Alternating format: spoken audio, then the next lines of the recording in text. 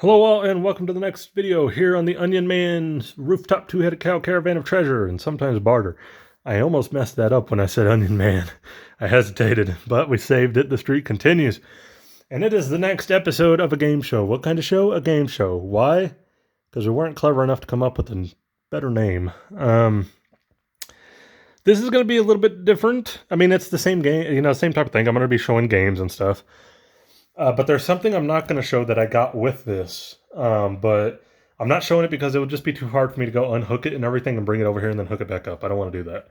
I'm too lazy to do that. I went ahead and I jumped into the GameCube market, bought a GameCube. It's in really good shape. Everything works. I made sure the guy sent me videos, making sure it worked, all kinds of stuff. He had a bunch of games for this thing, like 20 something games he was selling with the GameCube. I didn't get all those because he was asking quite a bit for them. I know GameCube games can be really pricey. So I had to do a lot of mental math in my head while I was negotiating with them, and I had a calculator and I was crunching numbers and all kinds of stuff. I ended up with 9 games. So almost half of what he had. I sent a message. I was like, hey man, like, are you firm on this price? He was like, yeah. I was like, oh, well, I'd like to buy the GameCube, the controller, all the stuff, and then like some of the games, but not all of them. A couple days later, he had messaged me. He was like, okay, what do you have in mind? I guess he had changed his mind. He was open to negotiating. We went back and forth for a while on Macari. It was like a whole day and a half of just texting back and forth. What about this game? What if what if I include this one? What if I take that one out? And then he'd be like, well, what if I offered you this? And it was just, we were really going back and forth. We weren't making any actual offers. We were just like going back and forth on what potential totals would be. So finally I settled on these 9 games plus the system and all the accessories. So it came with the controller, 2 memory cards, all the cables. Works like a charm. I set it up. It looks nice. I got the black one. It's a black GameCube. I wanted it to match all my other consoles, so I didn't want to get a purple one or a silver one, or there's an orange one that I've seen online. But I just wanted to get a basic black one, call it good. And then these 9 games. I paid a lot, but doing the numbers in my head, I felt like it was a great deal. I'm not gonna lie, it felt like it was a really good deal. I ended up paying about $300 for everything: the console, all the controller cables, 2 memory cards, all that stuff, plus the 9 games. I feel like it was a pretty good deal. When I was looking at these games individually, it was gonna cost probably about $200 more. So getting the console and these 9 games, I thought $300 was a good deal. So it was that plus whatever the shipping was, which was like not much because it wasn't heavy. It wasn't a very heavy box. I think shipping ended up being like $12. But I'm not going to show you the GameCube. Like I said, I already have it set up in the game room, and it's kind of in a weird spot because we're still painting the game room. So like it's like my shelf where I have all my consoles is like pulled out and at an angle, and I did not want to unhook anything while it looked like that and mess everything up. So but I am going to show you the 9 games I got. So let's just go ahead and start. I don't know where to start with these. I know the one I kind of wanted the most I'll do last, and then we'll just start at the beginning here. The first game I got, I did not know this game was a GameCube exclusive. So that's kind of interesting. And it even says it on the box, only for Nintendo GameCube. We got Godzilla Destroy All Monsters. Anybody knows me knows I'm a huge Godzilla fan, but let's just be real. Godzilla does not have a lot of good games. He just doesn't. By all accounts, I've kind of heard this is the best one. I know they did like Godzilla Save the Earth and a couple of other fighting Godzilla games that were not as good. But I went ahead and I got this one. I saw really good reviews for it. Like I said, I didn't know it was a GameCube exclusive game, so I went ahead and I picked it up.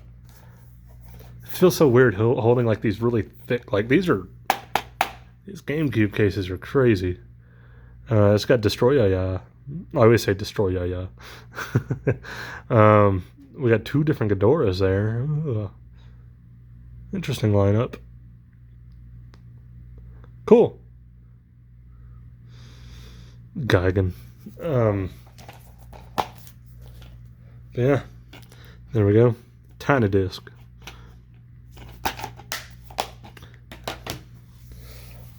Next one, we got Star Wars Rogue Leader, Rogue Squadron 2. Based on all the games that are in here, I think this is the cheapest one. I think you can still find this game for like $10 or something. So out of all the GameCube games I got, this was definitely the cheapest one. Never played any of the Rogue Squadron games, so kind of cool there. I know there's another one of these on the GameCube. Ooh. Nah. That took some force to close. And these discs are all they're all in really good shape. I tested all of them when I hooked up the GameCube. Everything was great. We got 2 games here. These go together. Picked up Viewtiful Joe and Viewtiful Joe 2. Funny enough, I did not know Viewtiful Joe originally was only for the GameCube. Now, I might be wrong on this, but I think this did get ported over to the PS2, right? At some point? Or was Viewtiful Joe 2 only ported to the PS2? I don't know. Either way, I've never played any of these. Like, anything that was only for the GameCube, I've never played because I never had a GameCube. So the few games I ever played on the GameCube were very basic ones that either my friend brought over because he had a GameCube. Like, I played some of the GameCube WB games, and they were dookie. I think I did, like, Day of Reckoning. I remember that one. Something else. Like, one of the WrestleMania games, like WrestleMania 18 or something. Those suck. So I've never played Viewtiful Joe, but I've always heard good things about him. A lot of Mario Kart. And I actually played Mario Kart because when they rebuilt the McDonald's here, they tore down McDonald's and then rebuilt it in the same spot. It had a GameCube next to the playground, like with TV monitors, and Mario Kart Double Dash was like the only game there. And everybody would be trying to play it. Cool. I played Ultimate Muscle. I want to get that game. I haven't even looked at it, like, to see if I can find it online. I wonder if that one's expensive. A lot of the GameCube games are so expensive. That's why I've always been so hesitant to jump into the GameCube stuff. But that's number 1 on my list. I want the Ultimate Muscle game. 2 games that also go together. We got Metroid Prime and Metroid Prime 2 Echoes. I have actually played Metroid Prime 3 on the Wii. I think it was the Wii. But I think I played it on the Wii U, backwards compatibility. Anyway, I've always wanted to play the first 2. I like that game. I think it's fantastic. I've heard these are even better. They're all good, basically. Yeah, I like Metroid. I'm probably not the biggest Metroid fan. It's not my favorite Nintendo franchise, but I know it's huge and a lot of people really do like it. And I do like a lot of the old games. Like Super Metroid is amazing. And I know these are totally different. They're first-person shooter and everything. Like I said, I like that 3rd game, and I've always wanted to play these. So I made sure I added these to the bundle. I'm trying to remember where the memory cards are. They're in one of these. Anyways.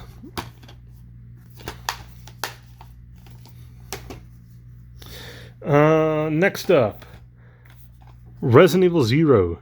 Now, this is where I got really confused. Now, I know for a while GameCube had exclusive Resident Evil rights. There was a couple, like, Resident Evil went down some weird shit, man. Like, post PS1 era, I remember Code Veronica was a Dreamcast exclusive. I never had a Dreamcast, but I remember playing it with my cousin when I was, like, really young. I was probably, like, 6, maybe. Then that got ported over to the PS2, like, years later. And that's when I finally bought it and played it when it was on PS2. Then Resident Evil 4 was only for the GameCube. But then that got ported to the PS2, which is actually from what I've heard, an inferior port. The PS2 one's actually worse. Then there was Resident Evil Zero. Now, I always thought Resident Evil Zero was a GameCube game, but then got ported just like Resident Evil 4. Apparently it didn't. I was looking for Resident Evil Zero for years on the PS2 and never saw it. And apparently that's because it doesn't exist. I'm almost positive it was only ever on the GameCube. It never actually got ported until years later when they re-released it in that double pack with the Resident Evil remake. So just weird. I didn't know that. So finally got Resident Evil Zero. I played it before. I played it in the double pack that came out. But yeah, fascinating. There's one of the memory cards. Nothing on the memory cards. He cleared them off. He was like, "Do you want the data on there?" I was like, "No. I want to play it on my own." Yep, cool. Next up, this is kind of an interesting game. Again, another one of those games I didn't even know kind of existed, much less was a GameCube exclusive. We got Bloody Roar Primal Fury. I've never played any of the Bloody Roar games before, so this will be kind of interesting to test out. If you don't know what Bloody Roar is, it's kind of it's a fighting game where you have basically animality specials, but not like Mortal Kombat where you do an animality and it's an automatic win. Or fatality, if you will. Just mid-fight, after you build it up, you can turn into an animal and you get like a little bit of a buff and some new moves. That's what Bloody Roar is. Never played one though, so this will be kind of interesting. When I booted this up and I kind of tested it out, I noticed it was a lot more Tekken or Virtua Fighter than it is Mortal Kombat or Street Fighter. It's more of like one of those kind of like you can shuffle to the sides and everything, a 3D fighter, as opposed to a 2D fighter. But I'm interested to play it.